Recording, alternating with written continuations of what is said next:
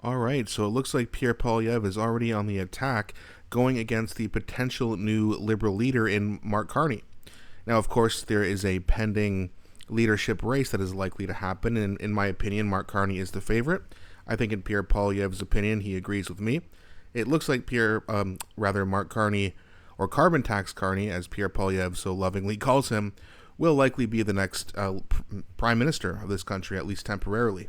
So we put out this video called Carbon Tax Carney is Just Like Justin. I love that title. Let's have a look at this video. It's a few minutes long, but then we'll talk about it after, like usual.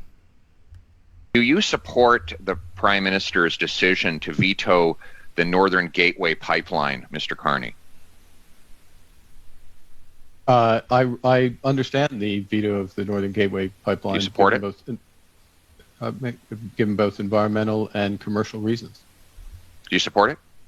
I think it is sensible. I wasn't involved in the decision, but I think it was the right yes decision. or no question. And yet your company has invested billions of dollars in oil companies in both Brazil and the UAE to buy pipelines. You bought billions of dollars of pipelines as a company in the last 5 years. Do you support those investments? Mr. Poilievre, there is a global energy system, and one of the issues, I'm trying to explain a bit of how the economy works. One of the Thank you so much. Well, it may help. One of the issues for this committee in thinking about a sustainable transition. Do you support it? Where is Canada's role in those as energy transitions from fossil fuels to renewables?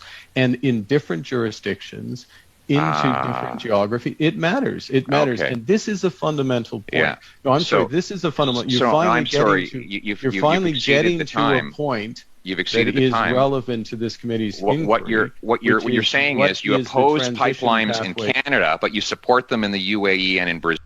Exactly. He doesn't want us using our own energy. He wants to have it shipped from other countries, which, by the way, Liberals, not only does it make it more expensive, now you have to use fuel to go and get the fuel when you have it right here. What's worse for the environment? Liberals have never been good at math. Brazil. That's what you've actually said. There are specific. That's your double pipelines. standard. It is not a double standard. It is a double standard. No, it's not. You make billions of dollars off foreign pipelines, and you shut them down here at home, putting our people out of work.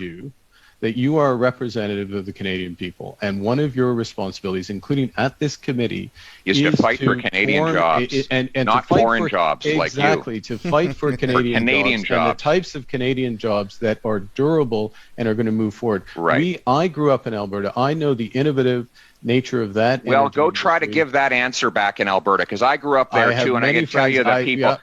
I can tell you the people of Alberta would be ashamed with the answer you just gave. That you would give billions of dollars to foreign pipelines while not allowing Canadians to build pipelines here at home. That is the kind of elite Davos hypocrisy. Continue, Mr. Poilievre.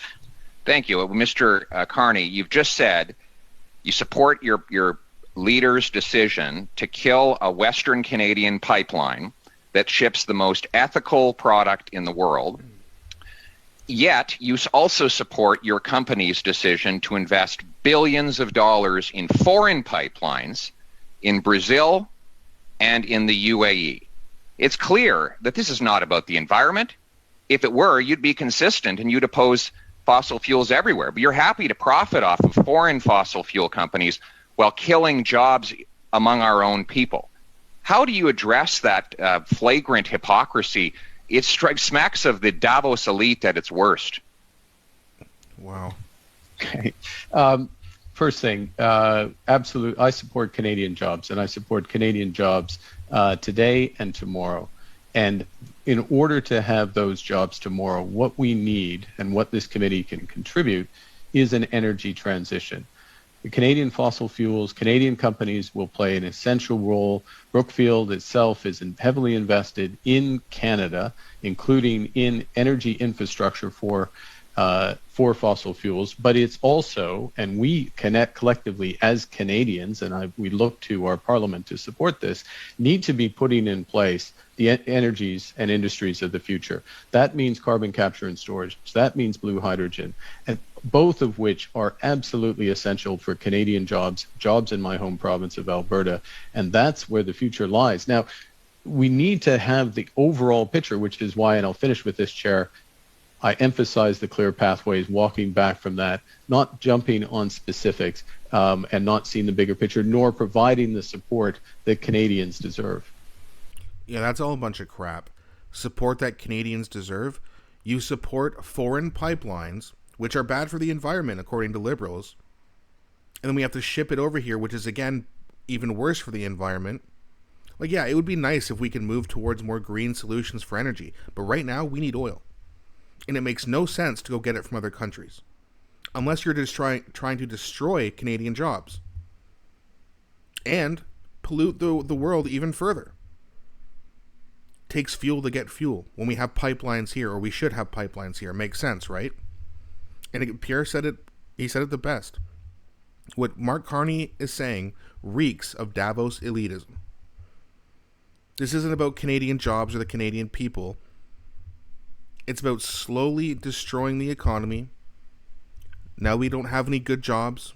We have an oil sands in Alberta that is, 5 or 10 times the size of Switzerland, and we don't use it. But we go get our oil from places like Syria, where there's also a war going on, by the way. Gee, oil and fire, what a great mix.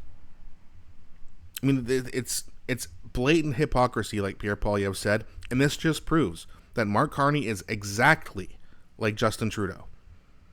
It's probably why the Liberals are going to pick him. Maybe they go with Chrystia Freeland, but she agrees with all the same stuff. It's nonsense. I mean, and this is why Pierre Poilievre is just, he's steadily holding, 40 to 45, and some polls are even saying he's going to get 50% of the vote. And I think he's going to get at least 50% of the vote, no matter who the Liberal leader is, because they're just like Trudeau. Exactly the same kind of elitism, being, snubbing out Canadian jobs, being one of the biggest hypocrites in terms of, let's just say, weather, because I know YouTube doesn't like the C word, or when people talk about against the C word. And it's just, people are, and this is why it's going to be crucial for the Liberal Party to call a snap election as soon as they pick a new leader. Because if they don't, they wait till October, or they wait for Jagmeet Singh to call a vote of non-confidence, Canadian Liberals right now who are disgruntled and do not like Justin Trudeau are going to figure out in due time that anybody who wins this race is just like him, and they're going to stay home. But right now, you can actually see that this recent Palace poll came out on January 6th, so the day that Trudeau announced his intent to resign, and the Liberals got a bit of a spike. I believe that the Palace had Liberals at 20 or 21% before, and now they shot up to 25, which is predictable, right? As soon as Trudeau leaves, of course, disgruntled Liberals are going to go back to the Liberal Party. However, and this is important that Pierre Poilievre continues to put out these hit pieces, because if Canadians don't realize that Mark Carney is exactly like Justin Trudeau, then the Liberals will not win the election. And yes, Pierre Poilievre is going to win a majority still, but most Canadians, me included, want to see the Liberals lose party status, and they need to have less than 12 seats to do it. So, 25%, they're going to get more than 12 seats. So that's not good news. We need them to get their asses kicked like they've never had their asses kicked before. So this is great news from Pierre Poilievre. Great video he put out. He just absolutely annihilated Mark Carney, and I really hope he continues this. But let me know what you guys think in the comments section.